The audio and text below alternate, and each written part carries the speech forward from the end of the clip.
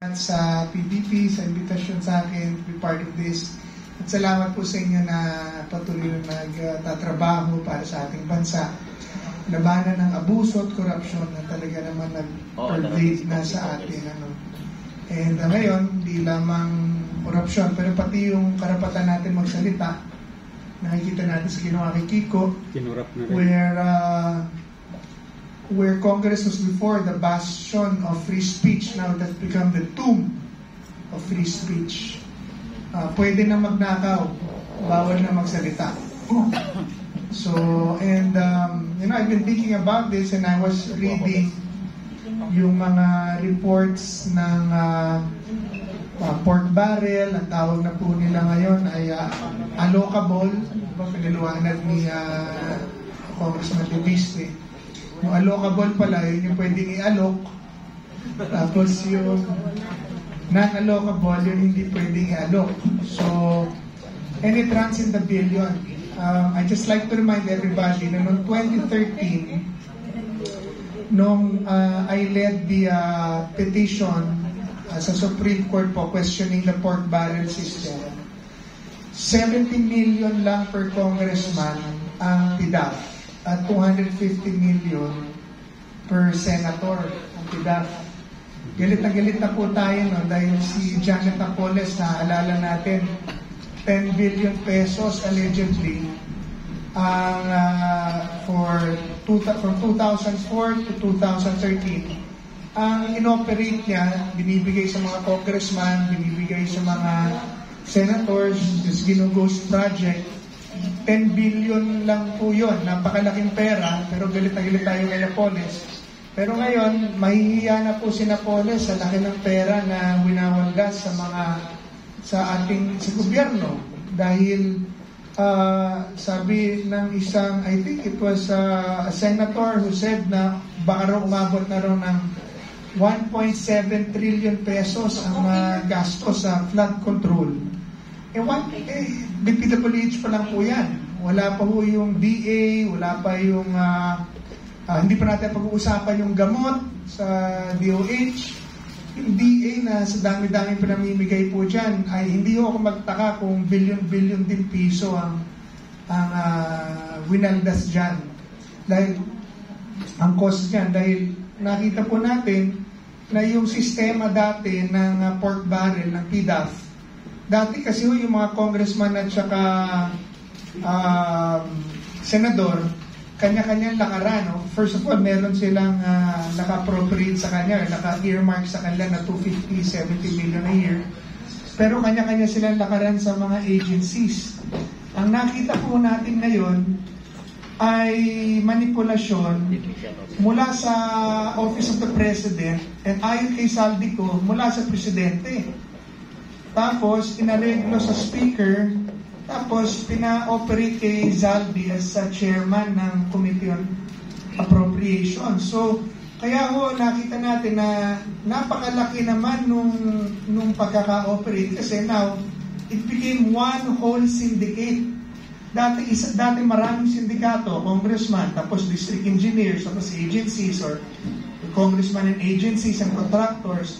Ngayon, isa na lang. Yung presidente, speaker, kontsa-kontsaba na, kung tumawid man, of course, siyempre, tatawid sa Senado yan kasi meron dito chairman ng finance and they need to both approve the budget. So naghahatian. Naalala po natin, I think this was 2022 or 22, possibly 23 budget. Nagre-reklamo ang Senado, naalala ko po, dahil napakalaki raw ng diferensya ng NEP papunta rin sa BICAM, papunta rin sa pipirmahanggaan. And then suddenly, nagkaroon ng areglo, bilang pumasa na lang, pero nabigyan daw ng 19 billion ang Senado, and these are all on record. So, ganun po ang sitwasyon natin ngayon. And then, nagagalit tayo, nagpoprotesta tayo, pero imbis na pakinggan tayo ng gobyerno, presidente naman mismo umamin na sobrang ang korupsyon, sinasilence pa ho ang Pilipino at tinatakot. yung ginawa ko kay Kiko is an assault to all of us who are fighting corruption. But then, ikulong kung ikulong, patayin kung patayin. Pero yung damdamin ng Pilipino na labanan ng korupsyon at abuso, hindi ho nila mapapatayan. And I think there's more yet to come. Wala na eh. Nagprotesta ng INC, nagprotesta ng Romano Katoliko. Ngayon po, nag-uusap-usap ng mga Christian groups and they're inviting me na they will give their positions themselves. I mean, the whole Philippines is already crying for change. And yan ang panawagan natin sa gobyerno. Meron pa 3 taon kung talagang may pagmamahal kayo sa bayan at sa ating Pangulo, kung talagang mukhang hindi ka naman talaga bababa. Diba? So kung hindi ka bababa, gawin mo na lang po ang tama. Diba? Unang-una, pakasuhan mo lahat at paghuli, pakulong. Lahat ng nag-abuso, kahit insan nyo po, imbestigahan nyo, wag nyo itago. Pangalawa, magpa-imbestiga ka rin. If you want ma-restore ang tiwala ng tao sa gobyerno, magpa-imbestiga ka din. Pangatlo, kung ako po sa inyo, kung ako sa kanya, or ayoko naman magyabang, pero if I will advise the President today, sabihan mo na lahat ng contractors, congressmen, and officials na nagnakaw sa flood control, na ibalik ang perang ninakaw sa loob ng 3 araw o kakalabusuhin mo sila. Pag ginawa mo yan, magbabalik po yan. Magbabalik yan. At baka may masmasan ng konti ang tao sa nangyari. Pangatlo, pigilan nyo na po yung pangaharas sa mga nagpoprotesta ng korupsyon dahil lalo lang nagagalit ang tao. Ang dapat nyong habulin yung mga korap, hindi yung mga nagpoprotesta. And lastly, pang-apat, we need systemic changes in government to fight corruption. We need a more transparent and accountable system in spending public funds. And you need to work hard.